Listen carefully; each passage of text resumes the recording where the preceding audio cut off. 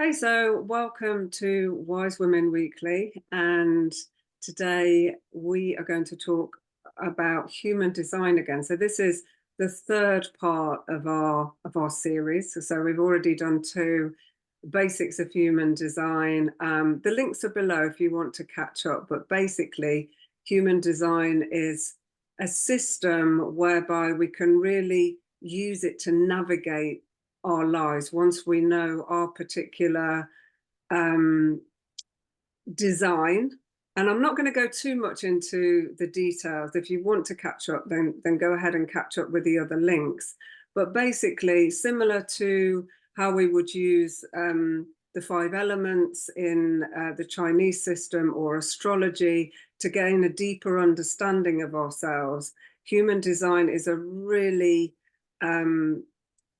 incredibly layered system that allows us to get deeper and deeper into the way that energy flows for us, the way life flows for us, to understand our gifts and our purpose in life. So on today, I'm Lianne, and one of the 13 wise women, and this is Hannah Cummins, who is my niece and also my business partner. And we'd like to have a look at the area of human design that is all about the deconditioning. So it's being able to understand where we've got off path, where we've developed beliefs and ways of being that just really no longer serve us, and how we can get into that flow again, develop the beliefs and the kind of conditionings that really serve us. And we were looking at the whole process of how, when we focus, first of all, on what it is, what it feels like when we're in the flow, what we're actually doing is getting back to our core self. And I a somatic, my expertise is in the area of somatics, and what I love about this and the human design model together is our core self is like the center of us that is completely unfettered. It's the place that observes constantly. There's that part of us that constantly just observes life. It's not reactive. It doesn't get conditioned, and it holds your pure self. And all the ancient practices are about going back to our core self. And when we're really working from that core self and allowing that to ripple through us, it activates what we call the radiant circuits, which is an energy in the body that's there when we're exhilarated, when we're living our life's purpose, that moment, that expansive feeling when you hear good news or you fall in love. Hopefully everyone's felt that, and that's the radiant circuits in action. It makes us more expansive, more generous, more positive. And when we start to work with human design and the deconditioning process, that is what we're activating. We're getting back to the core self. We're activating the energies within us that are our purest self. And from a point of view of the collective, the most cooperative.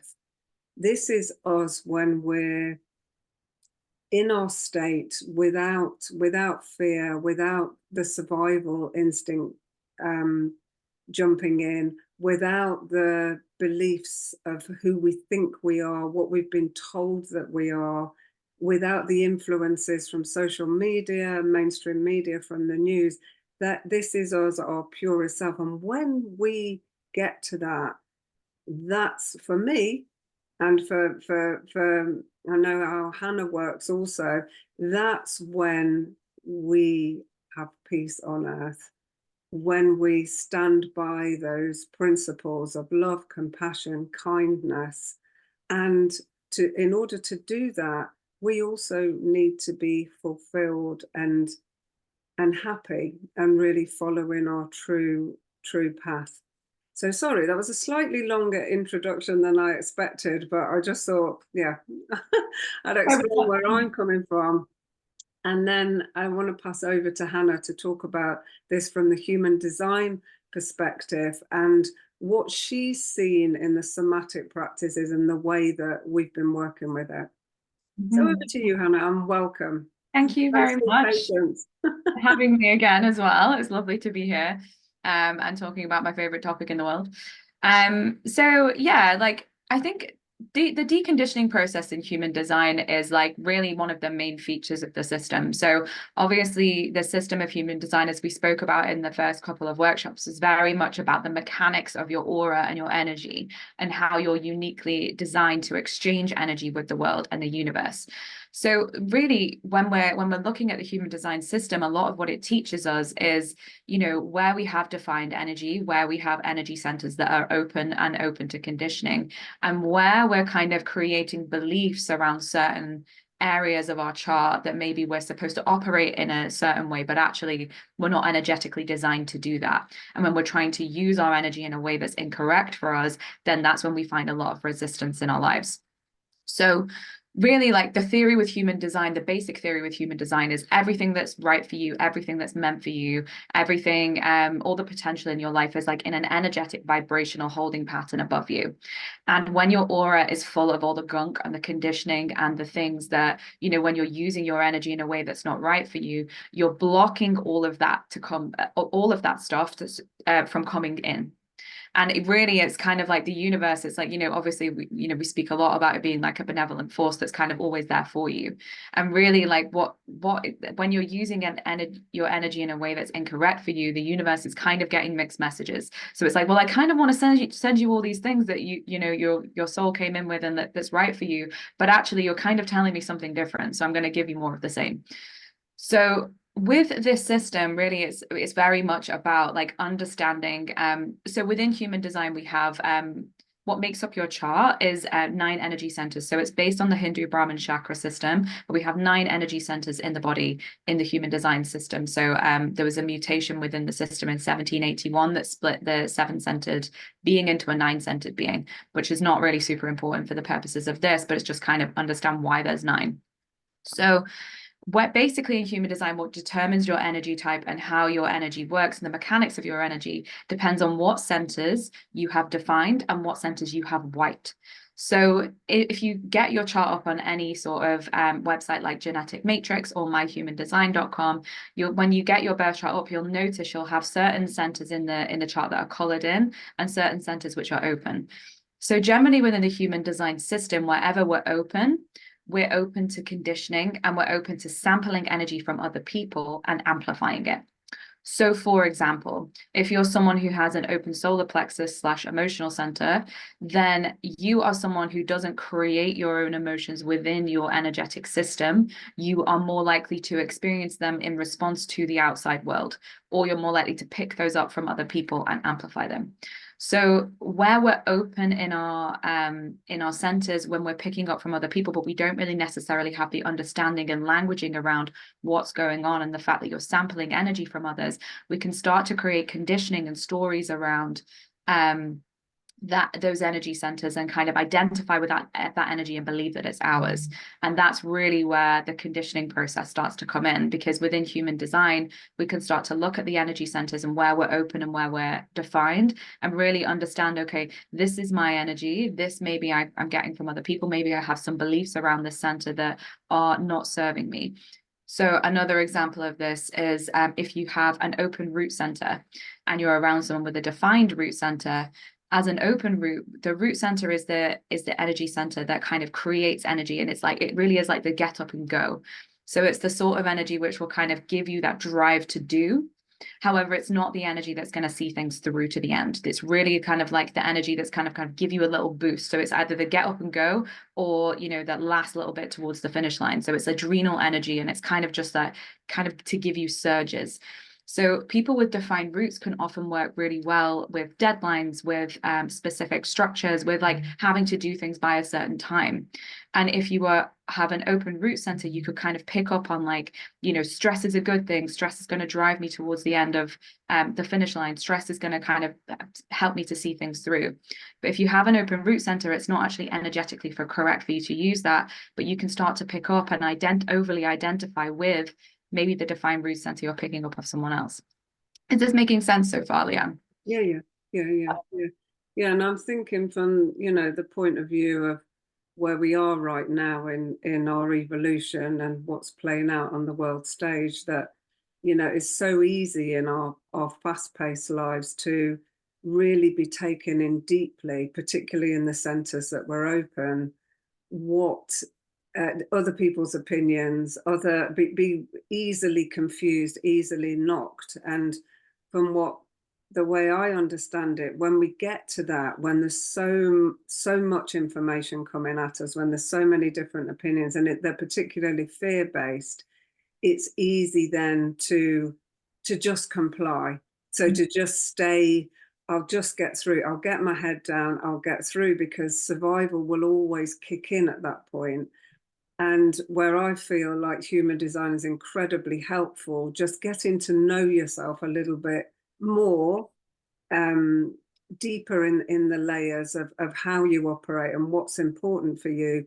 You also really become aware of, okay, so where is it that I'm really not living to my fullest, that I'm really allowing myself to go along with a way of being that I don't believe in, that doesn't suit me, rules that don't make sense. I mean, I have this big thing of, I will not follow a rule that doesn't make sense, because I think it's dangerous to do that.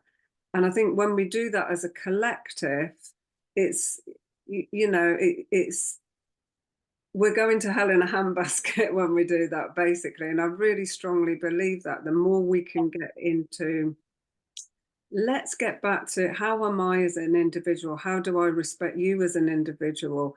And actually, let's go to what feels good and feels right. So it's not the power over system. It's really that when we individually stand in our power, then we can get to the stuff that's just conditioning, that's just an easy way to get through today. And we can often, when we're living off our conditionings, then it is like, oh, let's get through today, let's get through tomorrow, let's get through next week, let's just fingers crossed, knuckle down, get to the month, to Christmas.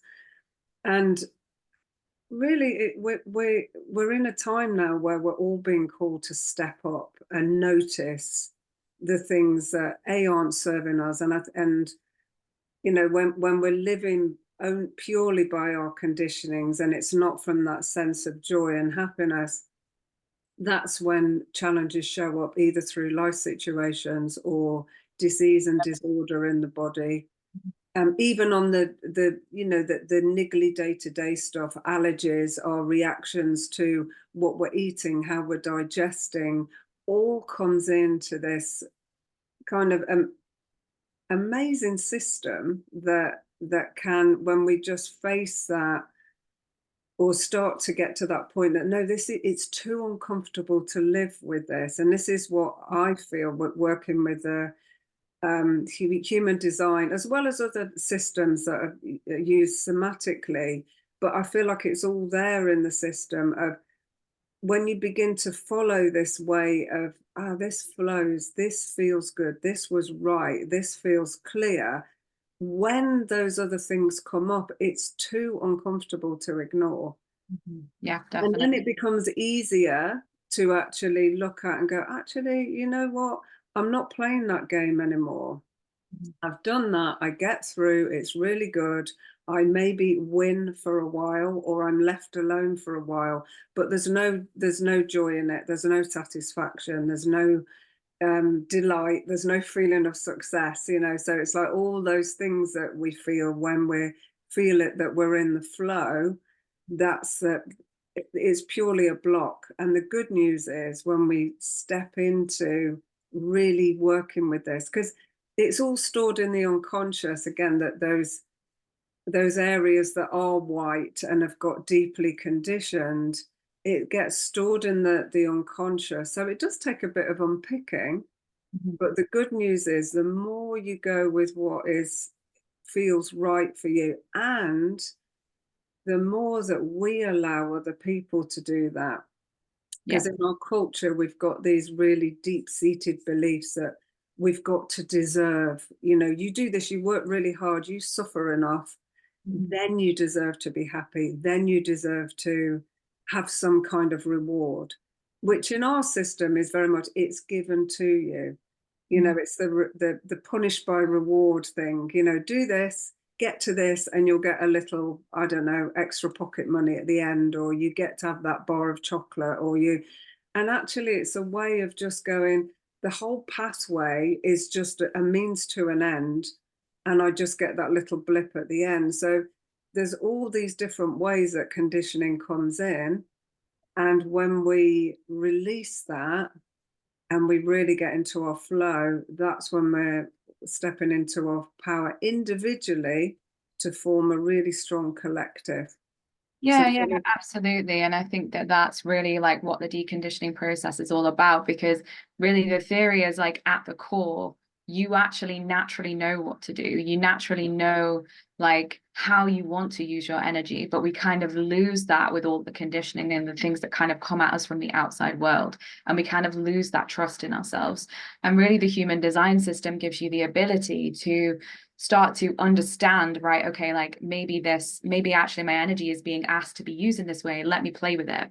And what I've always loved from day one of human design is it's called the human design experiment. So it's not dogma. It's not a system that you have to follow strict by the rules, because it's so nuanced and there's so many layers and so much can offset one another as well. So it's really about you kind of getting into your chart and being like, oh, cool, let me play with this. How does this feel? Like, actually, I'm just going to go and do this for a little while. And how does it feel to me to kind of experiment in this way? And really, it's all about just kind of getting into your body and really paying attention to like what naturally occurs to me to do. You know, for example, some people in human design have indirect light digestion, which is really specific, but it basically means like you're only supposed to digest like information and you're like you digest like life and actual food as well in a time when like the light is kind of low and dim. So actually, a lot of people with that digestion type actually really thrive studying and like at night, or like, you know, at 1 o'clock in the morning, and like they're actually really here to be night owls. Not always as well, you know, that again is so nuanced, but it's really about, okay, like not looking at these systems of like you should wake up at 6 a.m. and do this and do that, and like if you do that every day then you're going to be really successful. But actually, you know, you know your body better than anyone, and you know your energy better than anyone. And when you start to really pay attention to that, how your energy is responding in those moments, then that's when you can create flow in your life. And when you step into your role, then we all fit better together. And that's the basics of economics as well as specialization. And that's really what this new era is all about. We're stepping into, and in the part one of the human design series we've done, if anyone wants to go back and listen to it, we really spoke about this real shift in energy from the age of the collective into the age of the individual. And really, that's really what it's all about. It's not about everybody being out for themselves, but it's about you need to step into your role now. You need to take responsibility for your gifts and your energy and what you have to offer, because when we all do that, we all fit better together, and we're not taking up the space that actually someone else was meant to move into as well. yeah. And I think that that's really where somatics can start to support, because, and this is what we've really been working on recently, is like really developing our work and feeding human design into the somatic, into the works we've been doing with somatics for quite a few years now, because it really is like it's a system that can help you cognitively understand what's up for experimentation and help you challenge where you are conditioned. But then actually it's the somatics that help you get into your body and be really present with your energy, so you can really start to read it and pay attention. How am I responding here? What feels good? Where am I finding flow? You know, and a lot of the time it's not the thing that makes sense. And that's again the theory with human design is the mind never makes the decisions ever. And actually that for me just makes so much sense, because like, you know, we know on an energetic level what's right for us, because it's an energetic conversation that we're having with the universe. So that can really help us understand, like, you know, what, like how we are supposed to be using our energy and what's right for us. And when we're really present in our bodies and paying attention, then we can really find flow and move through that resistance and those conditioned parts of ourselves. Yeah, and I think also just wanted to address the, you know, people who are thinking, okay, this is all well and good, but it's also a nice sort of middle class privilege to be able to sit back and go, oh, I feel like going to the beach today. And actually, it's not that. I think if you embed it in the life that you have now, where you are now, and just take those small steps, because you can bring this in, even the moments of going, do you know what, I'm just going to go and take 3 deep breaths and just listen to that bird out there for a sec, just for the 3 deep breaths. I am at the point where, you're screaming, trying to get your kids out of the house.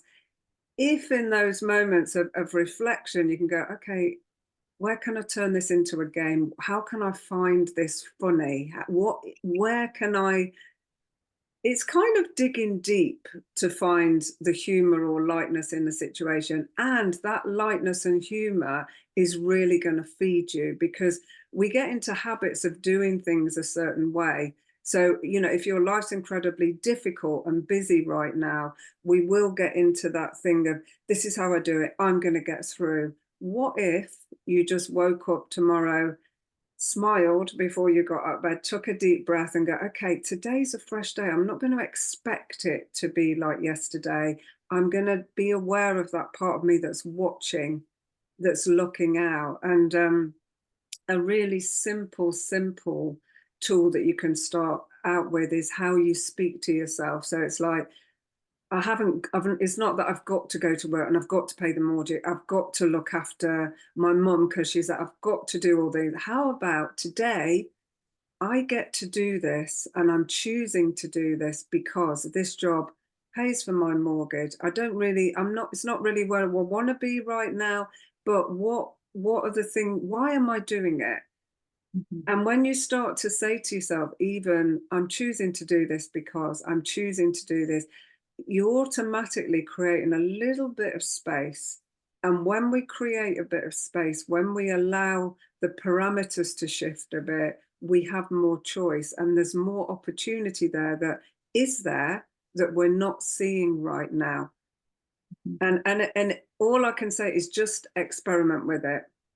Because Yeah. I've definitely been in those moments of just, nothing's right. I'm stuck here.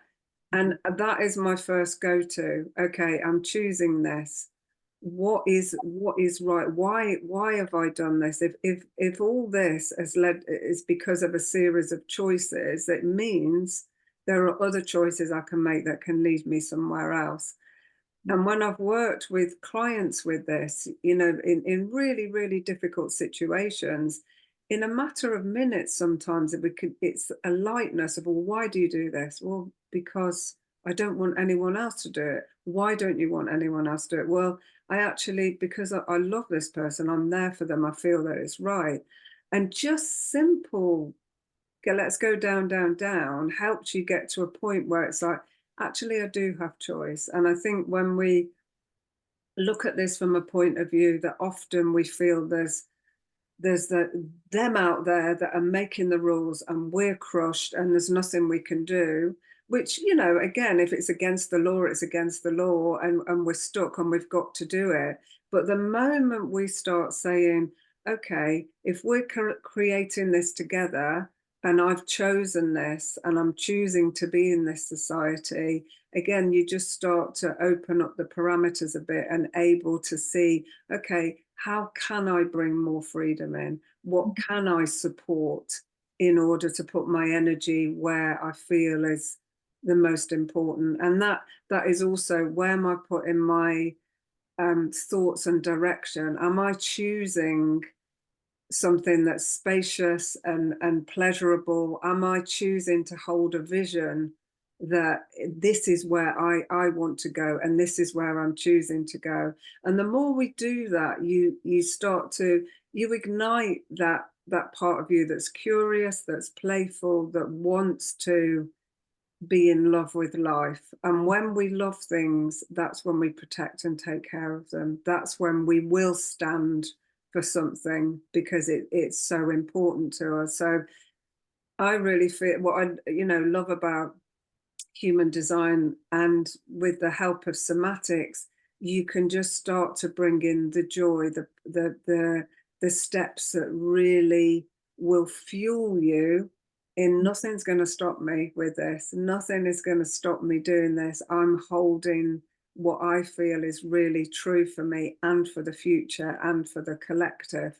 Yeah, definitely. And it really is about starting where you are as well, which is Yeah, something we always say in our work as well. It's like, you know, you don't need to kind of change your life overnight, and the human design system really is just about energetic exchange. So you can start exchanging energy in a way that's correct for you in the situation that you're in right now, yeah, and you don't have to do it perfectly overnight as well. It literally is just like, what's the 0.1% I can do that's just a little bit better than I did yesterday? My human design teacher always speaks about that.